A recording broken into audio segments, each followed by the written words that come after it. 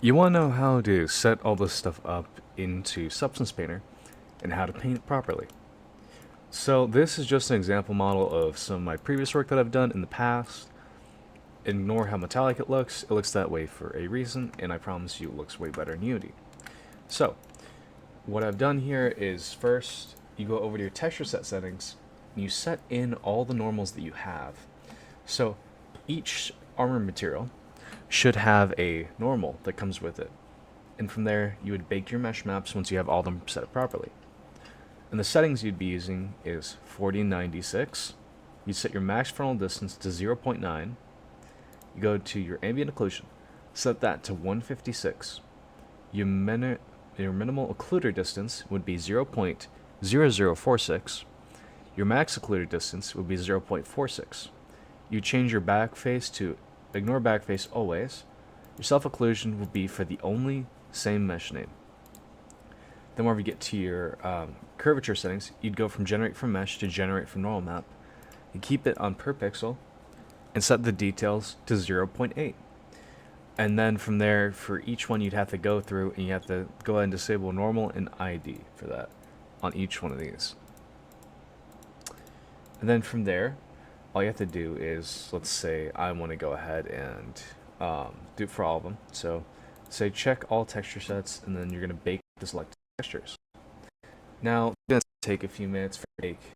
I promise you, it's not that bad waiting for it to finish, but it makes sure that everything looks proper. I'm going to cancel the bake since I've already baked everything properly. Now, once you get to this point here, let's say that I want to color the arms up here. Now, I have a bunch of texture stuff, so let's go ahead and delete this real quick. Now, from here, I'm going to go over to my files, my downloads, and then from there, I have my file for this guy, Yume equipment. We're going to go to tier 3. We're going to go to skeletal meshes, foot soldier plates, and then for his arms, I have paint ID RGBA1. Now, once I set that up as a mask, all I have to do here is click this right here. I'm going to turn off my metal rough normal height, and you can change its colors around. So let's say I want to be 7E000, which, if you can tell, that fits all the other stuff perfectly.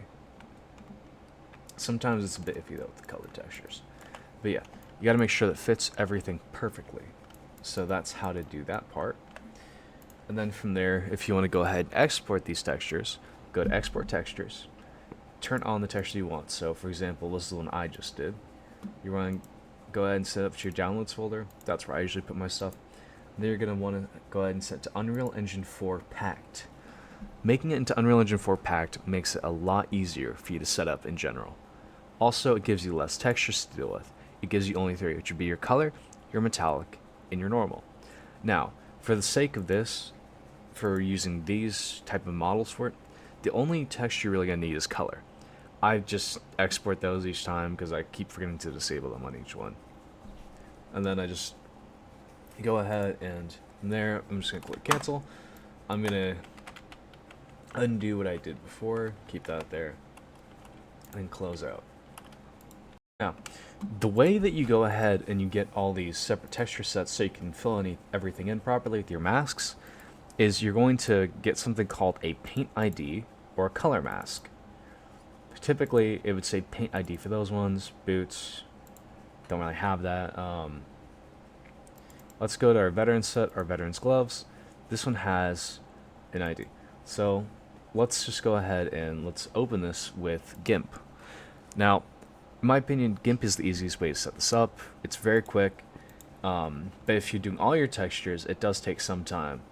So we're going to drag that onto there. So now we have the same layer twice. Now, from there, you're going to want to go ahead and you're going to want to merge down. What that's going to do is it's going to merge both the textures together.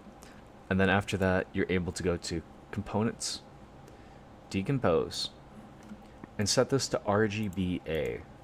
Once you have it set to RGBA like this, what you're going to want to do is you're going to want to go ahead and export all this separately. So for example, I have RGBA 1, 2, and 3. And that is all my different parts for this. It's that easy. It doesn't take long, and you have to do that for each of your textures if you're trying to change the color of them. It makes it a lot easier compared to if you're not doing it. An example would be chainmail hosen. This is B so I can change like the color of this part, so I don't affect the chainmail itself whenever I change the colors. Because let's be honest, I'm not trying to make this darker. I don't really feel like changing the color of the metallics for the chainmail. But it's not that bad. I promise it's really easy. That's what you input whenever you saw the previous part over in Substance Painter.